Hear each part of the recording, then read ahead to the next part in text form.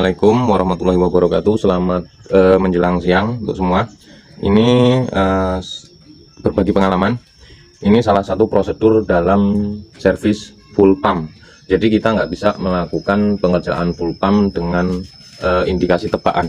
Itu kalau saran saya jangan, karena kemungkinan besar uang terbuang percuma itu sangat banyak. Jadi kalau kita mau melakukan servis full pump, kita harus tahu dulu, kita harus cek dulu apakah full pump tersebut memang bermasalah atau tidak. Jadi kalau memang full pump tersebut tidak bermasalah, kita nggak perlu apa-apain itu. Full pump kita nggak perlu. Ini kita lakukan pengecekan dulu, tekanannya berapa. Tekanan standar full pump untuk Honda rata-rata di angka 3 bar 2,295 kPa. Tapi kalau masih di atas 2 bar, itu menurut saya masih layak pakai, itu masih enak dipakai. Cuman ketika di bawah 2, itu di motor udah nggak akan normal. Udah bikin kita repot. Oke, kita lakukan pengecekan. Perhatikan indikator jarumnya. Tuh, kedengeran suara full pumpnya? Dia udah nggak naik lagi di angka 1,5 bar. Ini jelas untuk motor sudah bermasalah. Jadi dengan ini kita bisa ambil kesimpulan bahwa full pump ini bermasalah. Tapi untuk pergantian apa yang diganti, kita lakukan pemeriksaan dulu. Oke, siap. Gas selanjutnya. Di sini poinnya kita lakukan pengecekan satu persatu, karena penyebab drop full pump itu nggak hanya dari rotak. Jadi di sini ada 3 spare part yang berpengaruh terhadap dropnya pressure full pump. Jadi full pump itu satu set, bukan hanya ditentukan dari rotak. Yang pertama ditentukan dari ini filter.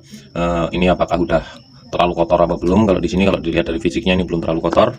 Terus kita lakukan pengecekan ke spare part lainnya. Di sini kita lakukan pembongkaran, hati-hati.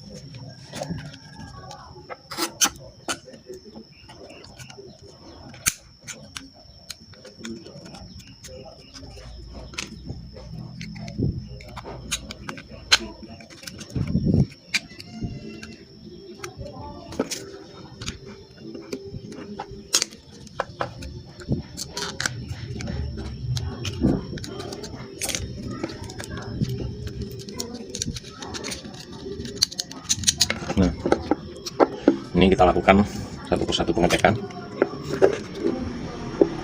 Nah, ini trouble di sini ya.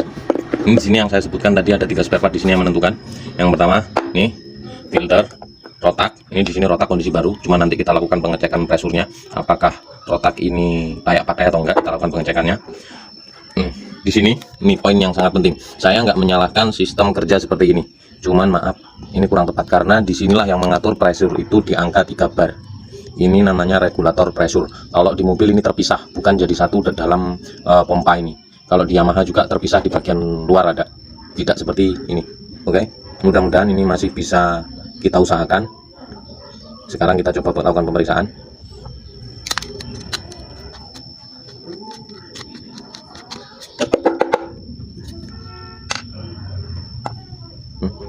Wujudnya masih cukup. Nanti kita coba semprot pakai kompresor, apakah masih ada tahanannya apa enggak. Kita cek lagi. Terus sekarang kita pengecekan di pressure rotaknya, apakah rotak ini layak pakai atau enggak. Oke. Di sini untuk melakukan pengecekan rotak, saya menggunakan power supply luar. Saya set di angka 12,8 sesuai dengan standar voltase dari aki. Jadi jangan kita naikkan di angka 14 atau 15. Yang jelas untuk standarnya kita cek aja di angka 12,8. Oke, selanjutnya kita lakukan pengecekan pressure. Di sini yang kita cek pressure full pump, bukan debitnya. Kalau untuk debit saya pun kurang memahaminya. Oke, proses pengecekan pressurnya. Kita pasangkan kutub negatif ke kabel hitam dan kutub positif ke kabel merah. Lakukan dengan hati-hati, karena dengan alat seadanya. Kalau layak pakai, ini minimal 3,5 bar. Kalau yang bagus itu rata-rata di angka 5 bar, bahkan 6 bar, kadang ada yang sampai 8 bar itu ada. Karena walaupun ini sampai 8 bar, karena adanya regulator pressure yang tadi saya sebutkan, itu tetap bakal ditahan di angka 3 bar. Selebihnya akan dikembalikan ke tangki. Itulah fungsinya regulator pressure.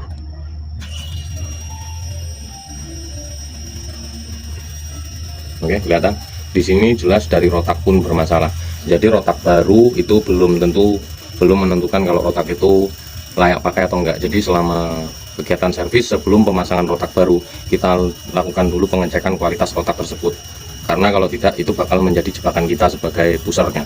Oke, selanjutnya kita lakukan penyelesaiannya. Kalau untuk rotak ini saya belum bisa menservisnya. Siap. Ini rotak baru, cuman sebelum saya pasang ke pompa, saya lakukan pengetesan rotak ini dulu, apakah rotak yang saya beli ini layak pakai atau tidak, jadi tidak menjadi jebakan saya dan tidak menjadi kerugian terhadap ownernya. Oke, selanjutnya kita lakukan pengecekan rotak ini sebelum kita pasang.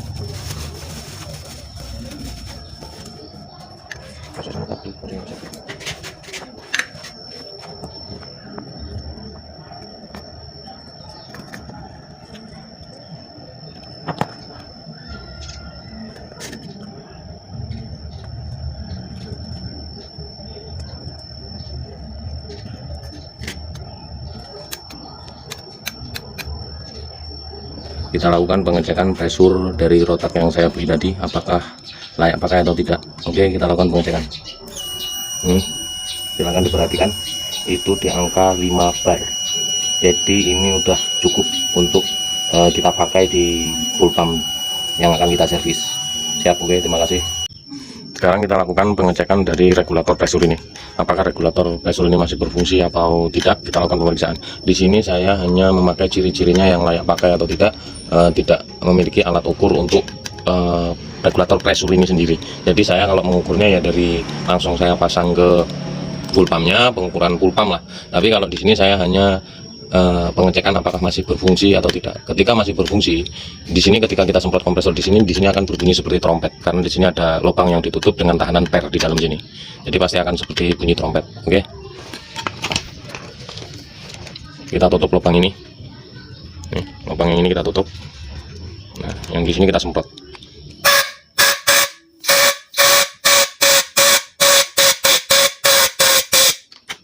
Di sini masih dari ciri-cirinya ini masih bisa dipakai. Kita coba nanti, karena tadi di sini udah dimasukin baut. Mudah-mudahan nggak terjadi kerusakan di sini.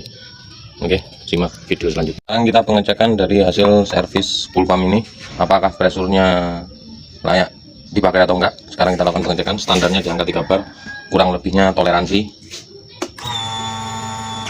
Oke, dengar di angka hampir 3 bar. Sekarang coba kita hidupkan motornya.